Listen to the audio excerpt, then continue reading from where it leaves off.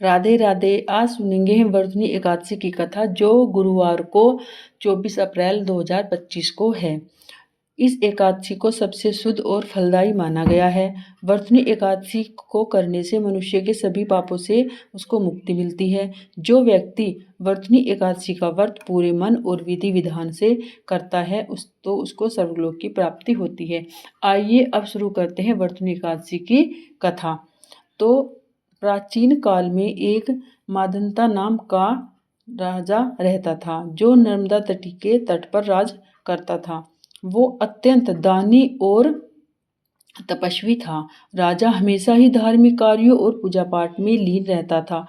एक बार जब राजा वन में तपस्या के लिए गया और वहां पर अपनी तपस्या में वह लीन था, तभी अचानक कहीं से वहां एक जंगली भालू आ गया और राजा के पैर को पकड़कर चबाने लगा। राजा बिल्कुल भी नहीं घबराया और वह अपनी तपस्या को जारी रखते हुए उसमें लीन रहा। परंतु वह भालू राजा के पैर को चबाने लगा और घसीट कर ले जाने लगा। राजा ने अपनी तपस्या को जारी रखते हुए अपनी रक्षा के लिए भगवान विष्णु से प्रार्थना की।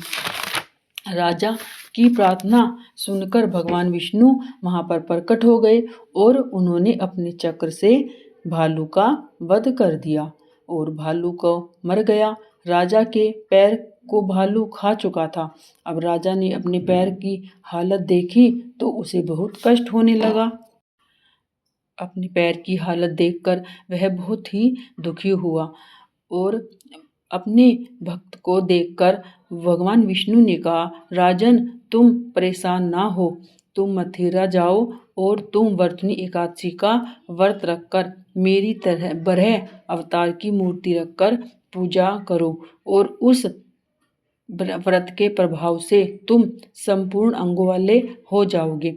भालू के द्वारा तुम्हारे पैर का नष्ट हो जाना तुम्हारे पूर्व जन्म के दुष्कर्मों की सजा थी।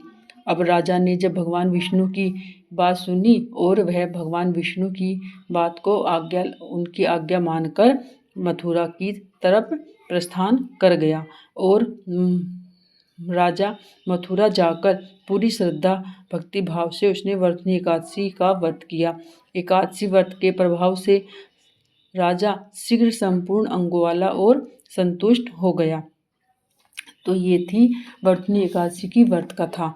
अगर हम किसी भी पूजा पाठ कर व्रत को बिल्कुल पूरे भक्ति भाव मन से करते हैं तो उसका फल हमें तत्काल ही मिलता है। और एकादशी जो है वो तो व्रतों का राजा माना गया है। इस व्रत को एकादशी के व्रत करने से हमें सभी पापों से मुक्ति मिलती है और हमें धन धान्य संतान की प्राप्ति हर सुख मिलता है ये व्रत करने से और अंत में हमें मोक्ष की प्राप्ति भी होती है।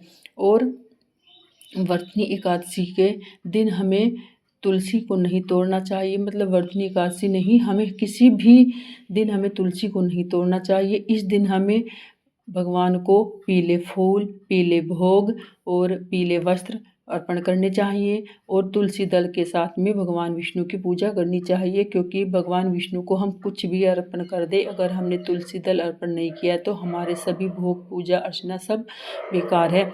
बिना तुलसी के कुछ भी स्वीकार नहीं किया जाता है। और भगवान विष्णु पीपल के पेड़ में सबसे प्रिय पीपल के पेड़ को माना गया है। भगवान विष्णु जी पीपल में निवास करते हैं और इसीलिए वर्तनी एकादशी पर पीपल के पेड़ में जल चढ़ाने को बहुत शुभ माना गया है। आप वर्तनी एकादशी में के वाले दिन पीपल के पेड़ में जल चढ़ाइए, पीपल के पेड़ की परिक्रमा कीजिए। और आज के लिए इतना ही। आपको मेरी वीडियो पसंद आई हो, कथा पसंद आई हो तो प्लीज़ चैनल को सब्सक्राइब कीजिए, लाइक कीजिए, शेयर कीजिए। और अगर आप व्रत नहीं भी रखते हैं तब भी आप व्रत की ये एकादशी व्रत की कथा सुनिए तो आपको तब भी इसका फल मिलता है। राधे राधे।